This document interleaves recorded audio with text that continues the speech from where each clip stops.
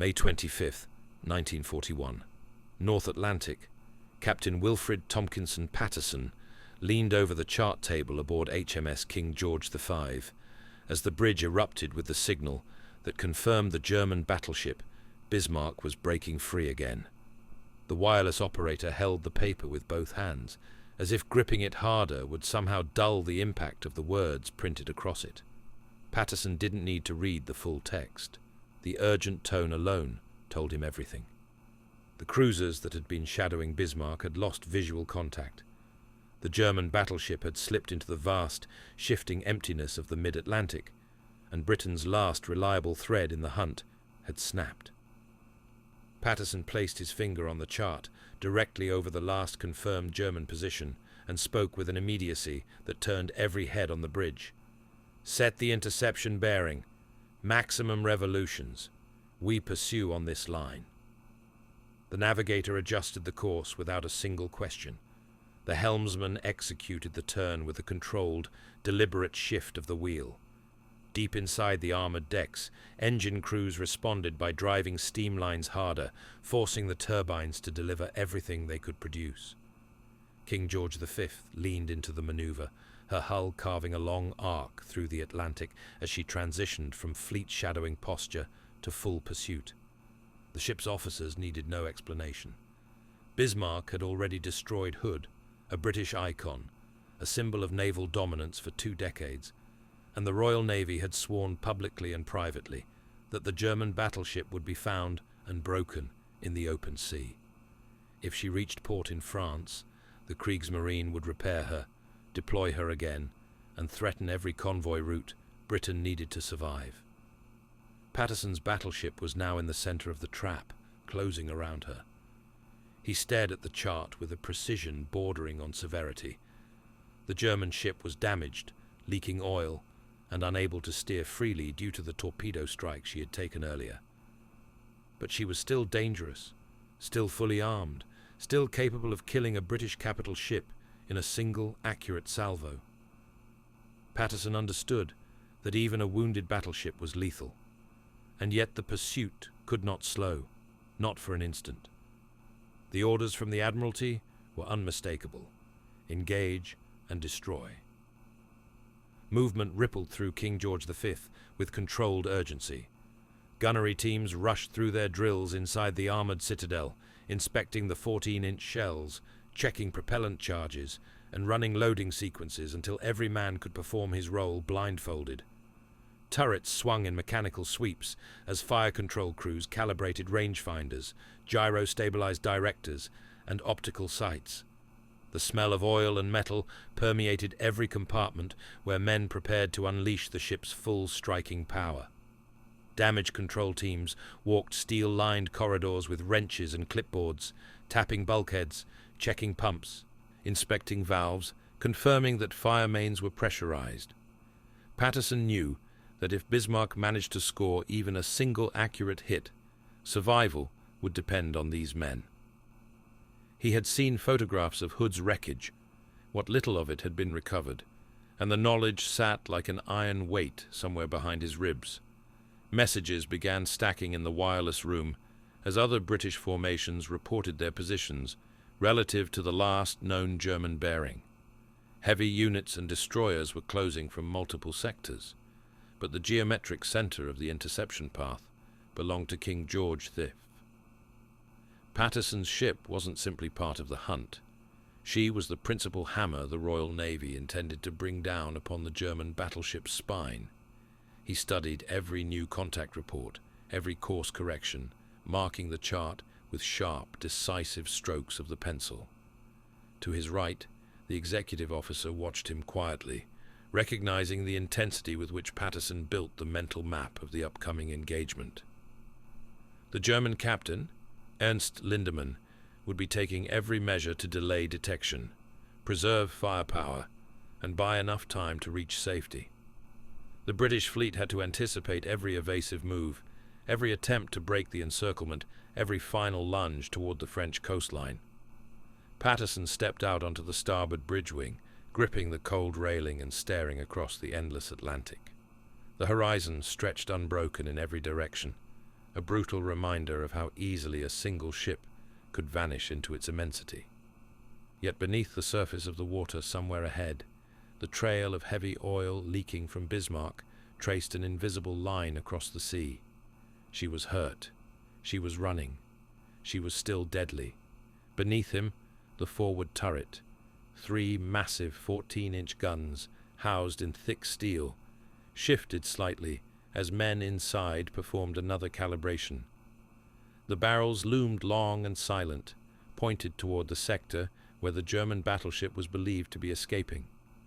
Patterson understood that these guns would soon be firing at their maximum rate, each shell weighing close to a ton, each one capable of cutting through armor thicker than the hull plates of most Soviet tanks. He returned to the bridge as another signal arrived, confirmation that Bismarck's steering gear remained jammed. A straight course was no longer possible. Her movement was restricted, predictable. It was the first real advantage the British had possessed since Hood's last blast faded into the sky. Patterson nodded quietly to himself.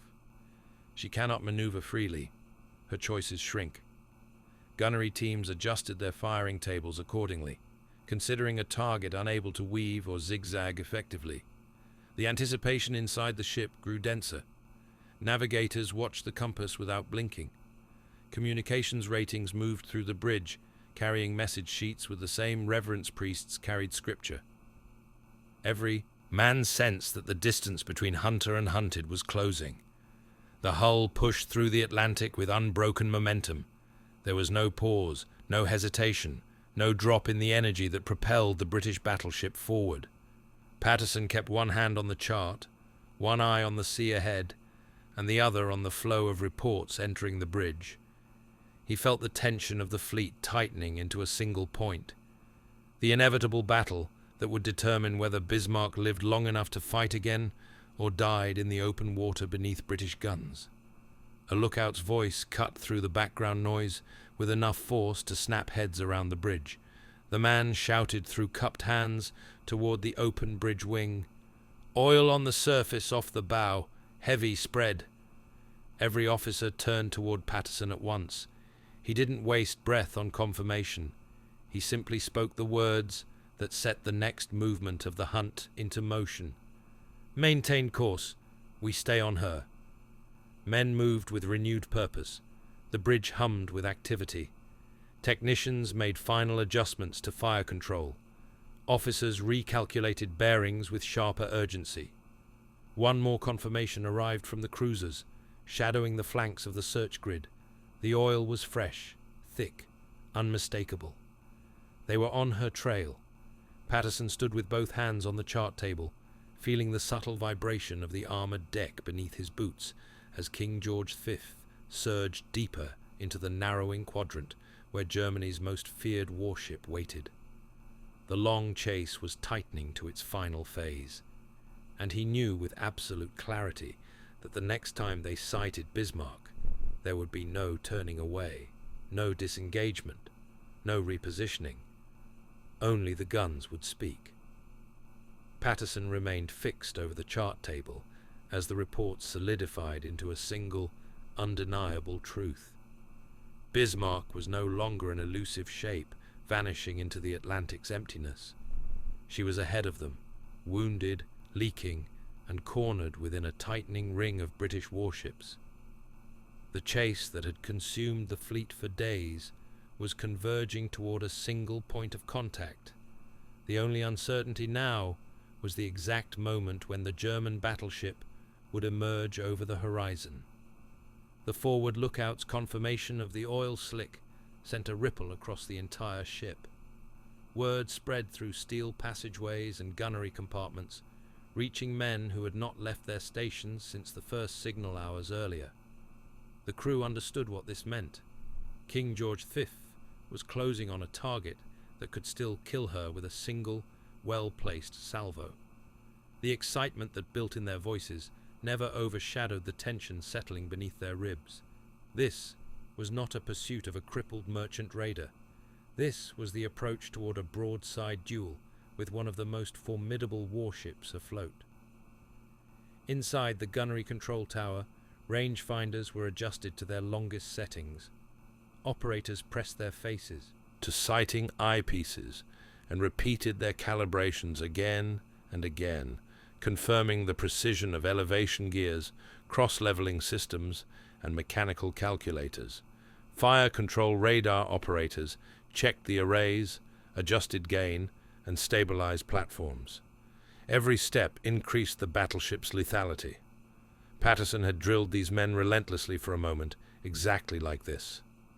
He stepped from the bridge into the upper director platform, watching the main battery turrets rotate in slow, deliberate arcs as crews trained the barrels toward the predicted point of interception. The motion was steady, confident, mechanical, neither rushed nor hesitant. He observed the smooth coordination of steel and manpower and felt the weight of the responsibility that accompanied it. Hundreds of men across the ship were now depending on every decision he made. Radio intercepts crackled through the ship, carrying fragmented German signals that analysts attempted to decipher. One message in particular stood out: Bismarck's position report to headquarters. The Germans were aware of their situation. They knew their rudder was jammed. They knew the tightening of British forces around them. And they believed the Luftwaffe would arrive from the French coast to cover their retreat. Patterson read the decoded message, then folded it without a word. The meaning was obvious. The German battleship intended to resist until help arrived. The British Admiralty's response followed almost immediately. Other ships were closing from additional vectors. Destroyers had been harassing Bismarck from a distance, forcing her to burn ammunition and dividing the attention of her gunners. Heavy cruisers maintained lateral pressure, yet the Admiralty's directive placed the decisive responsibility squarely on Patterson's ship. King George V was the flagship and the most modern battleship in the hunt. She carried the principal weight of the final engagement. Patterson returned to the bridge and issued a command that resonated across the length of the ship.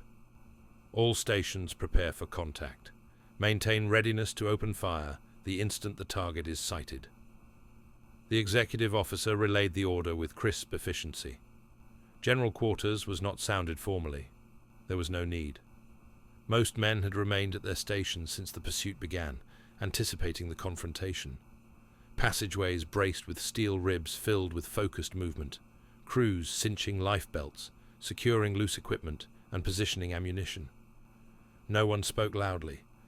Voices were low, controlled, carrying the gravity of an approaching engagement. Deep within the armored heart of the ship, men gathered around shell carts stacked with massive projectiles. The gun captains reviewed firing sequences, speaking in short instructions designed to prevent error. The long, heavy cylinders of the shells were maneuvered onto hoists with practiced effort.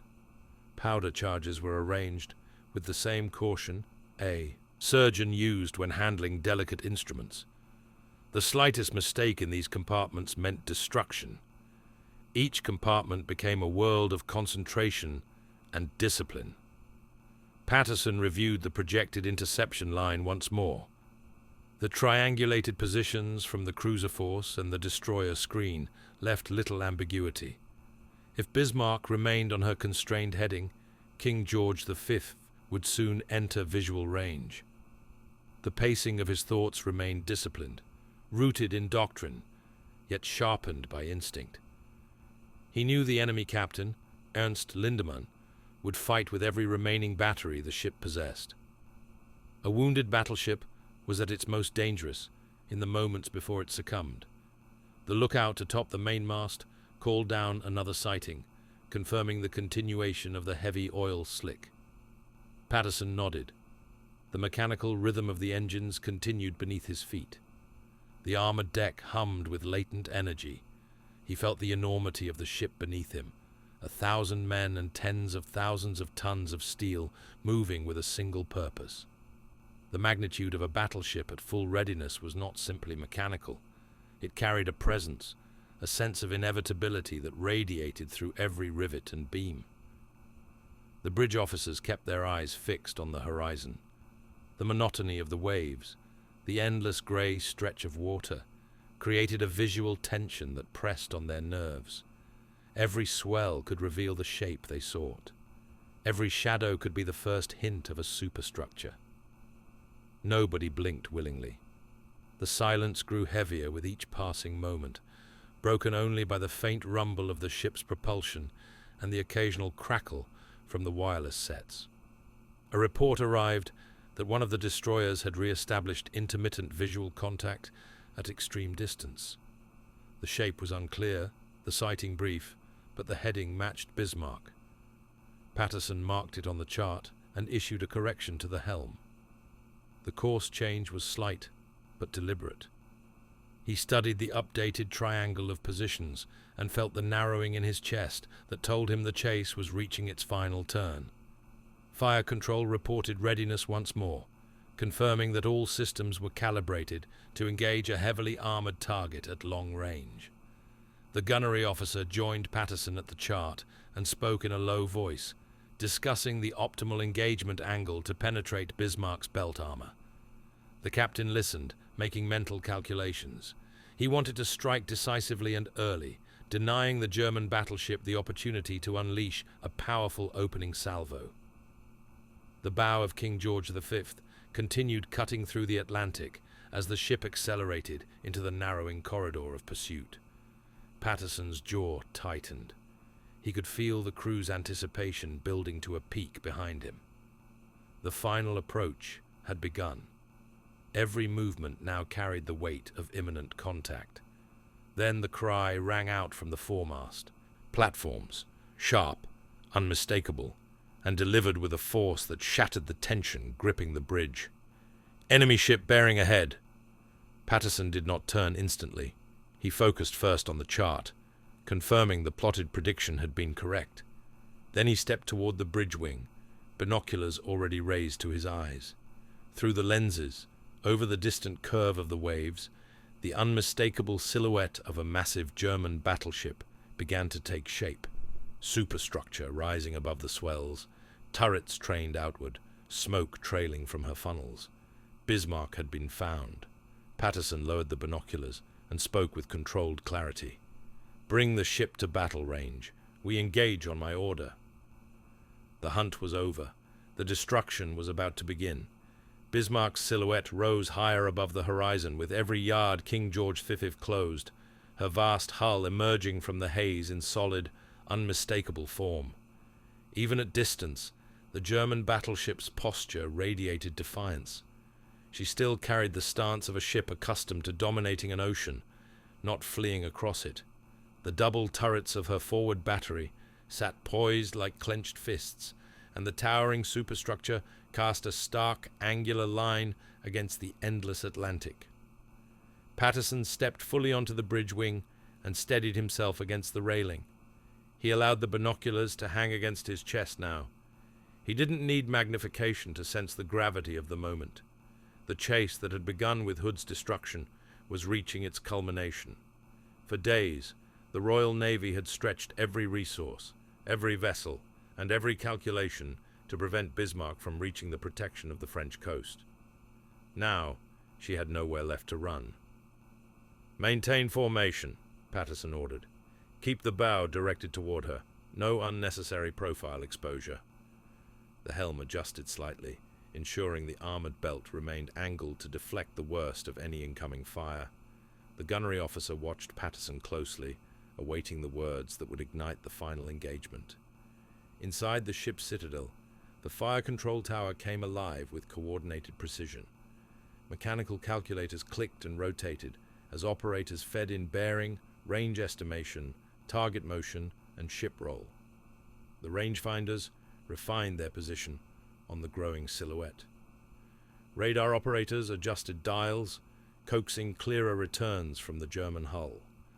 The communications lines between director stations, turrets, and the plotting room thrummed with quiet discipline. The main battery crews waited behind the sealed blast doors of each turret, surrounded by giant steel barrels that stretched forward like the limbs of some colossal machine. Shell handlers gripped the ton-weight projectiles, readying them on hoists. Powder bags were lined, inspected, and aligned with mathematical accuracy. Gun captains moved through their compartments with an intensity that transmitted itself to every man around them. They all knew the danger. They all knew the purpose. "Target identified," came the call from the gunnery platform. "Fire control has solution in progress." Patterson nodded. "We press in closer before the first salvo." He wanted the opening shot to matter. The distance shrank. Bismarck's full shape sharpened. Forward turrets bearing outward, secondary batteries lining the superstructure like rows of teeth. Her hull still riding high despite the internal injuries sustained across the chase. Smoke drifted from her funnels. Her decks showed scars from earlier engagements, but no sign of surrender. The ship radiated stubborn resolve. Patterson returned to the chart table briefly, tracing the projected movements of both ships. The German battleship, trapped by her jammed rudder, was forced into a sweeping arc that limited evasiveness. King George V, by contrast, retained maneuver authority. It was a fleeting advantage, but one Patterson intended to exploit fully. The first indication that Bismarck was preparing to fight arrived with the sudden, unmistakable shift of her forward turrets. The barrels elevated, angled, and locked onto an attacking vector. "Enemy training guns!" the lookout shouted. Voices carried that warning through every level of the ship. Patterson didn't flinch. "Gunnery, stand ready!" Men across the fire control tower leaned closer to their instruments. Turrets adjusted fractionally. Bearing corrections flowed down the voice tubes. Tension drew itself into a tight wire that ran through the entire structure of the battleship. Bismarck fired first. A distant flash pulsed from her forward turrets, followed by the faint, rolling thunder that reached King George V with a delayed rumble. The gunfire was unmistakable. Massive charges launching 15-inch shells across miles of ocean, each projectile capable of smashing through thick armor. Patterson stood motionless as the distant spray plumes erupted near his ship, geysers of water rising and collapsing in heavy sheets. The German range was short. Too short. "We hold course," Patterson stated calmly. "No evasive action yet. Close in further." His officers acknowledged with resolute confidence. None argued for alteration. The captain's judgment remained the ship's anchor. King George V pressed forward. The ship's armored bow cut directly into the heart of the engagement zone as Bismarck fired again. Another quartet of shells screamed overhead and detonated in the water abaft the British battleship. Shrapnel and spray rattled across the superstructure. Men gripped their stations with renewed intensity. "Fire control has solution." "All turrets aligned." "Ready on the main battery, sir." Patterson didn't raise his voice. "Open fire." The reply thundered through the ship with a force that felt almost alive. The steel beneath Patterson's feet vibrated as 13 14-inch guns unleashed their first full salvo. A brilliant orange flash illuminated the turrets, followed by a crushing, concussive roar that rolled across the Atlantic. The shells tore through the sky in parallel arcs, heavy and deliberate. Gunnery crews listened through their headsets for impact confirmations. A distant shadow of smoke and debris appeared along Bismarck's starboard quarter. Fire control immediately calculated the next adjustment. "Correct elevation, maintain bearing, fire again." Turrets roared a second time, sending another set of armor-piercing shells toward the German ship. This time, the impacts were obvious. Fragments of superstructure erupted skyward, scattering debris over the battleship's aft deck. Bismarck answered with renewed aggression. Her forward turrets fired in rapid response, sending another spread of shells toward King George V. One projectile landed close enough to shudder the British battleship's hull, casting seawater across the bridge windows. Another exploded farther astern, showering the deck with splinter fragments. Damage control parties moved instantly, securing loosened equipment and confirming structural integrity. The ship maintained her determined forward press.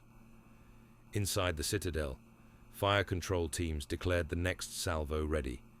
Turrets aligned without hesitation. Fire! The guns of King George V boomed again. The shells struck Bismarck's midships and bridge area, tearing into communication platforms and fire control optics. Observers noted the collapse of a key spotting station. Smoke poured upward in thick columns. Bismarck's return fire lost its earlier accuracy. The German battleship's ability to track and adjust had begun to falter. Her internal systems, already damaged from torpedo attacks and earlier skirmishes, strained under the punishment. Yet her gunners continued to fire with unwavering discipline. Another spread landed near King George V, but none found the armored belt. Patterson remained unmoved. "Continue closing. Continue firing." His voice carried steady conviction. Salvo after salvo roared from the British battleship. Fire control refined every solution, adjusting for German roll, hull angle, and visible structural distortion. Bismarck's superstructure began to show unmistakable signs of severe damage: collapsed platforms, mangled bulkheads, ruptured plating. Flames licked upward along her tower mast. Still, the German ship fought back. Patterson watched through binoculars as Bismarck attempted to bring her aft batteries to bear, but the constrained maneuvering arc limited their effectiveness. The enemy could not reposition fast enough. King George V had seized the engagement initiative and refused to relinquish it. "Maintain rate of fire," Patterson ordered. Turrets answered his command with another deafening broadside. The shells tore into Bismarck's remaining fire control positions, disrupting coordination further. The German salvos that followed grew increasingly sporadic, their dispersion widening. Then one of King George V's shells tore through Bismarck's forward superstructure, detonating deep within an internal compartment. The explosion was visible even from distance, a violent plume of debris erupting skyward. Voices in British fire control confirmed it. Enemy fire control reduced significantly. Primary range finding appears disabled. Her forward battery is losing alignment. Patterson lowered his binoculars. "We finish this," he said quietly. The order moved through the ship like a pulse. King George V pressed even closer, her guns preparing for the next devastating sequence that would break the German battleship's remaining will to fight. The destruction of Bismarck was no longer a question. It was now an inevitability. King George V's forward turrets steadied once more, their barrels angled toward the burning German battleship, whose silhouette now appeared shattered, uneven, and stripped of the imposing symmetry she had carried across the Atlantic. Patterson kept his feet firmly planted on the bridge wing, studying Bismarck's condition with a clinical precision that guided every next move. The German ship's once clean lines were torn open by repeated hits. Twisted metal and scorched plating jutted outward at jagged angles. Her main battery, though still capable of sporadic fire, no longer held coordinated alignment. Smoke rose in several thick columns from her midships, marking the collapse of internal compartments.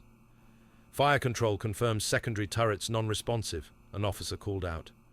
Patterson didn't shift his gaze. "Continue rate of fire. Suppress anything that moves."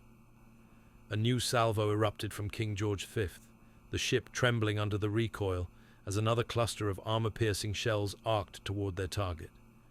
The impacts were unmistakable, sharp bursts of smoke and debris along Bismarck's port side, accompanied by the collapse of an upper deck section that had endured too many sequential hits. The German battleship staggered in the water, her hull shifting unevenly as internal bracing gave way. Bismarck attempted another return volley, but it fell scattered and wide. The German guns were firing more on habit than coordination now, reflexive, desperate, and without the direction required for accuracy. A British shell struck near her conning tower, blowing out a portion of the structure and sending a plume of flame through ruptured armor seams. Patterson lowered his binoculars briefly. The damage was becoming systemic. "She's losing all control surfaces," the executive officer reported. "She was already limited," Patterson replied. "Now she's being broken apart." The British battleship adjusted her heading slightly to present optimal gunnery angles while maintaining armor profile. Fire control transmitted new solutions to the turrets, compensating for Bismarck's reduced maneuverability. Another full salvo roared, turning patches of the German deck into molten shards of steel. Observers noted fires spreading along the wrecked aft section, enveloping boats, davits, and exposed ammunition lockers. Smoke darkened the sky until Bismarck appeared as a hulking shadow within a mass of flame. Destroyers moved cautiously around the periphery, awaiting orders to close in. Their commanders knew the danger. As long as a single German gun remained operable, a destroyer approaching within torpedo distance risked catastrophic damage. Patterson recognized their patience and their readiness. He would not commit them until Bismarck had been fully suppressed. A heavy explosion burst within the German hull, throwing fragments outward and sending a shockwave visibly through the superstructure. Secondary fires ignited instantly. Deck plating buckled. The silhouette that had once represented German naval power now looked more like a torn carcass floating on a sea that no longer yielded to it. "Her main battery has ceased effective fire," the gunnery officer announced. "Maintain pressure," Patterson responded. "Do not allow her to recover a single station." King George V's guns thundered again. Another section of Bismarck's upper works disintegrated. Men aboard the British battleship could see the deformation of the German turrets now. Barrels bent, housings ruptured, rotation mechanisms jammed by destroyed cabling and twisted structural supports. Each new hit shaved away another fragment of the enemy's strength. Bismarck's aft turrets attempted one final action. They rotated a few degrees, lurched, and then froze permanently. Patterson recognized the movement and understood it for what it was, the last motion of a dying warship. "Cease her fire control entirely," he ordered. "Bring target to total collapse." British shells tore into Bismarck's hull in rapid succession.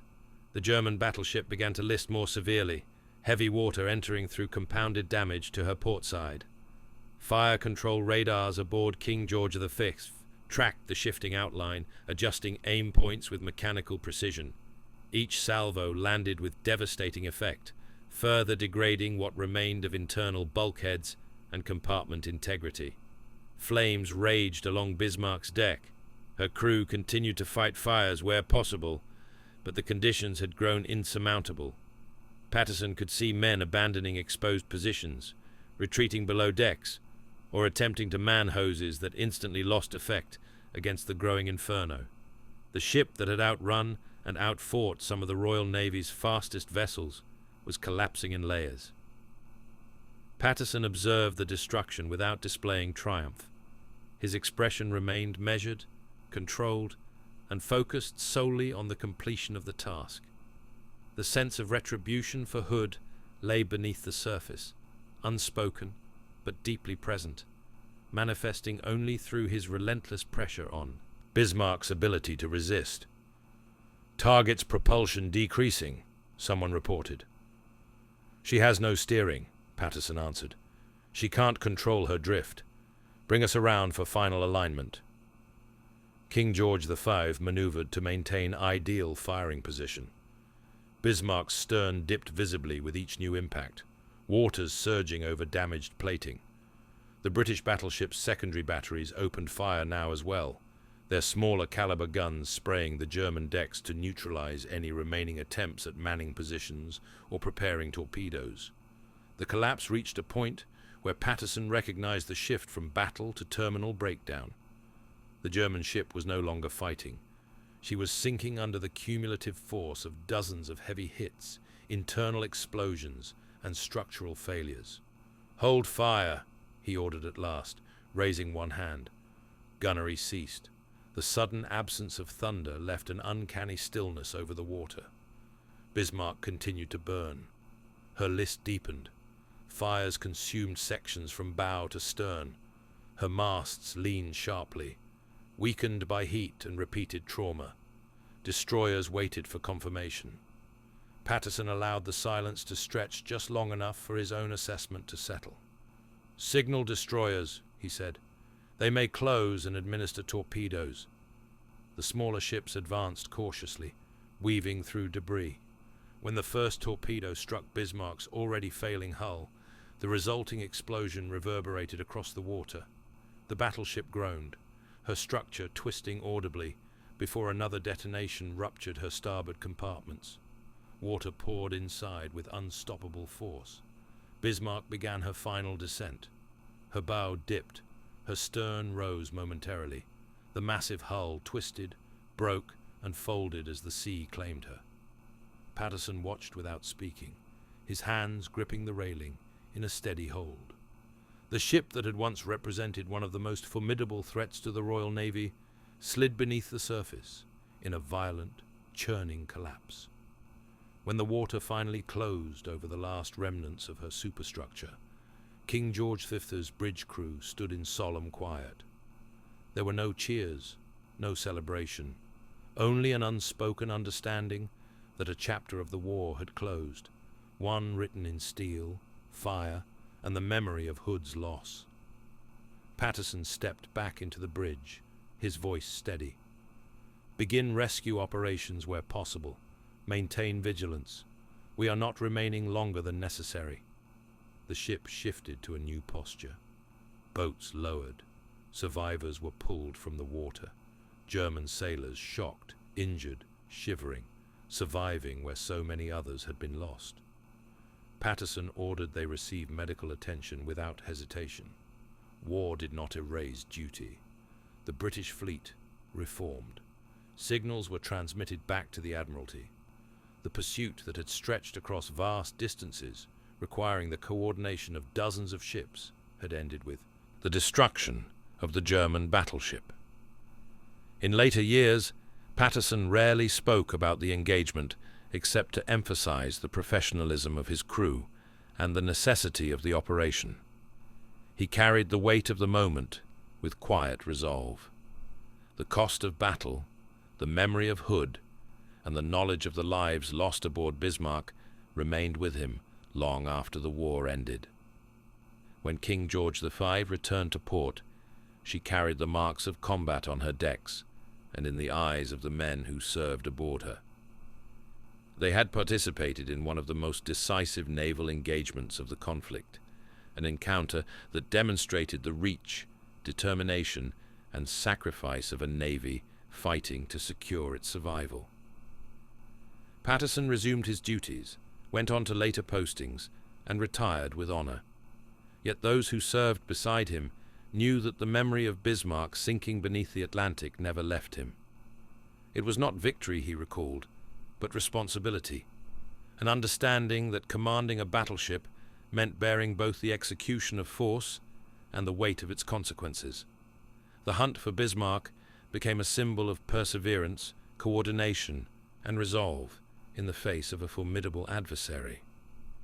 And for the men aboard King George V, it became a defining chapter of their lives, a story carried not in speeches, but in the silence shared by those who had seen what a battleship could endure and what it could inflict.